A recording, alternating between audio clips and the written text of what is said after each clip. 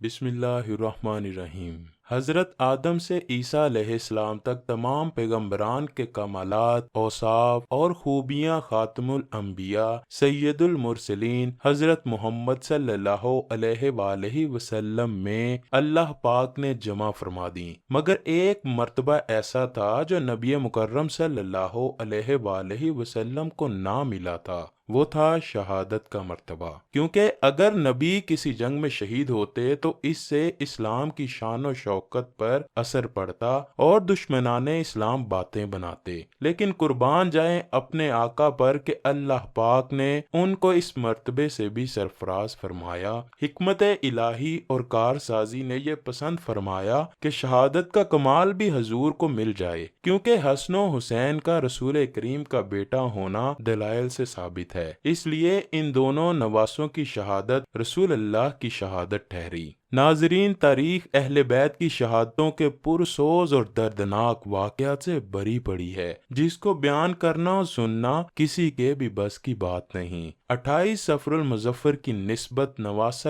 رسول خلیفۃ المسلمین حضرت امام حسن کی شہادت سے ہے، اس لیے آج کی ویڈیو میں ان کی شہادت کا دردناک واقعہ پیش کرنے والے ہیں۔ 15 رمضان المبارک 3 ہجری کو شہزادہ حضرت امام حسن سورہ کوثر کی پہلی تفسیر بن کر حضرت علی شیر خدا اور خاتون جنت حضرت فاطمہ کے صحن میں جلوہ افروز ہوئے۔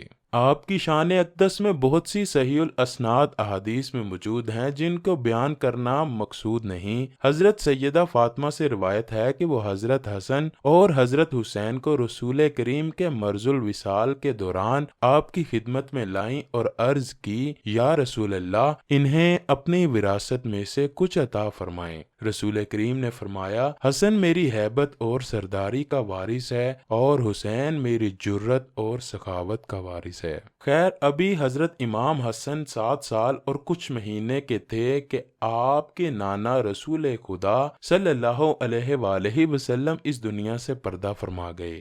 اس کے بعد 3 مہینے یا کچھ روایات کے مطابق 6 مہینے کے بعد آپ کی والدہ ماجدہ خاتون جنت حضرت سیدہ فاطمہ اور پھر آپ کے والد گرامی کی شہادت کہ جب آپ کی عمر مبارک 37 سال 6 ماہ تھی، امامت کے درجے پر فائز ہوئے۔ اس کے ساتھ ہی خلافت اسلامیہ پر بھی متمکن ہوئے اور تقریباً 6 ماہ تک آپ امور مملکت کا نظم و نسق سنبھالا۔ اس کے بعد حضور نبی کریم صلی اللہ علیہ وآلہ وسلم کی حدیث کی روشنی میں کہ میرا بیٹا حسن 2 گروہوں میں صلح کروائے گا اور جنگ و جدال اور خون ریزی کو روکے گا، پھر ایک معاہدے کے تحت خلافت سے دستبردار ہوئے اور خلافت ملوکیت میں بدل گئی۔ معاہدے کے بنیادی نکات یہ تھے کہ خلافت موروثی نہیں ہوگی اور یزید کی بجائے خلافت دوبارہ حضرت حسن کے حوالے کی جائے گی، ہمیشہ خلیفہ معززین کا گروہ چنے گا۔ خیر، انہی نکات کی وجہ سے بنو امیہ حضرت امام حسن کے ساتھ عداوت رکھنے لگے۔ حضرت امام حسن اگرچہ صلح کے بعد مدینہ میں گوشہ نشین ہو گئے،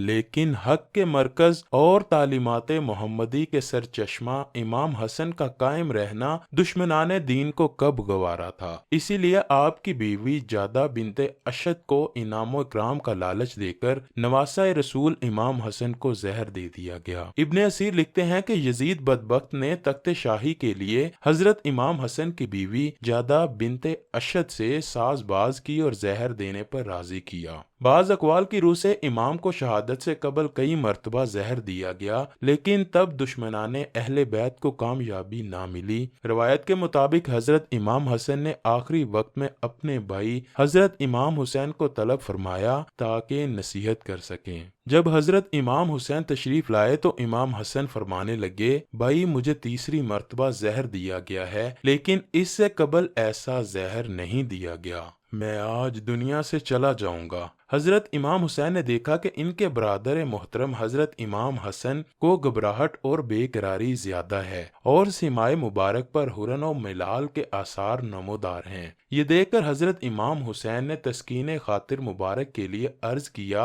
اے برادر گرامی، آپ کیوں رنجیدہ ہیں؟ بے قراری کا کیا سبب ہے؟ مبارک ہو آپ کو ان قریب حضور پر نور سید عالم صلی اللہ علیہ وآلہ وسلم کی خدمت میں باریابی حاصل ہوگی، اور حضرت علی المرتضیٰ اور حضرت خدیجہ الکبریٰ اور فاطمہ الزہرا، حضرت قاسم و طاہر اور حضرت حمزہ و جعفر کا دیدار نصیب ہوگا۔ حضرت امام حسن نے فرمایا کہ اے برادر عزیز، میں کچھ ایسے امر میں داخل ہونے والا ہوں جس کی مثل اب تک داخل نہیں ہوا تھا، اور خلق الہی عز و جل میں سے ایسی خلق کو دیکھتا ہوں جس کی مثل میں نے کبھی نہیں دیکھی۔ اور اس کے ساتھ ہی آپ نے حضرت امام حسین کو پیش آنے والے واقعات اور کوفیوں کی بدسلوکی و ایذا رسانیوں کے بارے میں تذکرہ کیا، اور حضرت امام حسین کو گلے لگا کر زور زور سے رونے لگے۔ اس سے معلوم ہوتا ہے کہ اس وقت آپ کی نظر کے سامنے کربلا کا ہولناک منظر اور حضرت امام حسین کی تنہائی کا نقشہ پیش تھا، اور کوفیوں کے مظالم کی تصویریں آپ کو غمگین کر رہی تھیں، یعنی خود موت و حیات کی کشمکش میں ہیں لیکن بھائی کی آنے والی زندگی کے غموں میں رو رہے ہیں۔ اللہ اکبر! حضرت امام حسن کی ہمت و منزلت کیسی بلند و بالا ہے کہ اپنے آپ سخت تکلیف میں مبتلا ہیں، آنتیں کٹ کٹ کر نکل رہی ہیں، نزا کی حالت ہے، مگر انصاف کا بادشاہ اس وقت بھی اپنی عدالت و انصاف کا نہ مٹنے والا نقش صفحہ تاریخ پر ثبت فرماتا ہے کہ جب ان کے بھائی حسین پوچھتے ہیں کہ مجھے اس کا نام بتائیے جس نے آپ کو زہر دیا، میں اس کو قتل کروں گا، تو حضرت حسن فرمانے لگے بے شک اللہ تعالی منتقم حقیقی ہے اور اس کی گرفت بہت سخت ہے۔ 28 صفر کے دن اپنی شہادت سے پہلے حضرت حسن حضرت حسین سے پوچھنے لگے میرا چہرہ کیسا نظر آ رہا ہے؟ امام حسین روتے ہوئے فرمانے لگے آپ کا چہرہ ہرا ہو گیا ہے۔ یہ سن کر حضرت امام حسن مسکرائے اور فرمایا حسین یاد ہے نانا کی حدیث معراج مکمل ہو گئی ہے۔ لوگوں نے پوچھا کہ حدیث معراج کیا ہے؟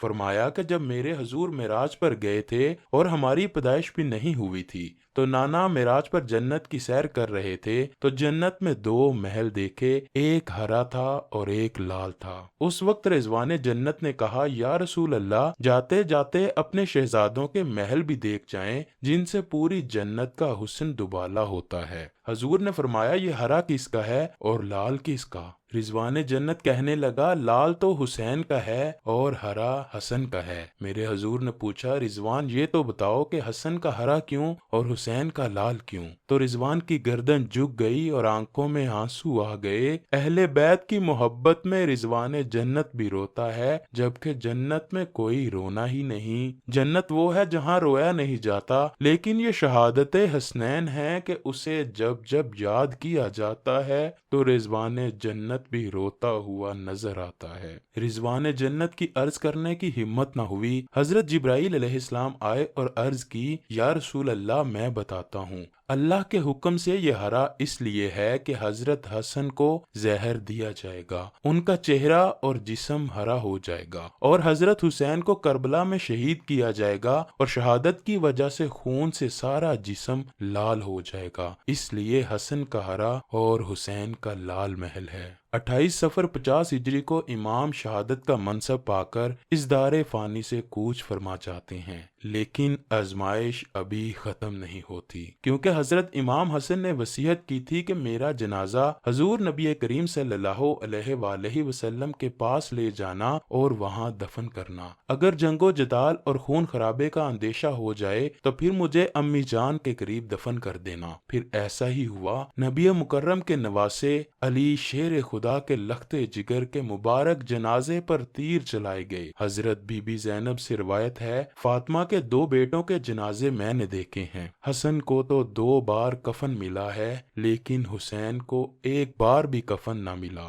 لوگوں نے کہا حسن کو 2 بار کفن کیسے ملا؟ کہا کہ جب مروان نے حسن کے لاشے پر تیر چلایا تو وہ تیر لگا تو حسن کے کفن سے خون کی پھوار نکلی، تو اس وقت لوگوں نے کہا کہ ایک کفن پر اب دوسرا کفن پھر لپیٹ دو تاکہ حضرت حسن کو رنگین کفن میں لے کر نہ جائیں بلکہ ایک کفن اور دے دیا جائے۔ فرزند رسول جگر گوشہ بطول بقیع میں اپنی والدہ محترمہ حضرت خاتون جنت کے پہلو میں مدفون ہوئے۔ جنازے میں انسانوں کا اتنا ہجوم تھا کہ اس سے پہلے مدینہ میں کم دیکھنے کو آیا تھا۔ ثعلبہ بن ابی مالک جو جنازے میں شریک تھے راوی ہیں کہ حضرت امام حسن کے جنازے میں اتنا ہجوم تھا کہ اگر سوئی جیسی چھوٹی چیز بھی پھینکی جاتی تو کثرت ہجوم سے زمین پر نہ گرتی۔ اللہ اکبر۔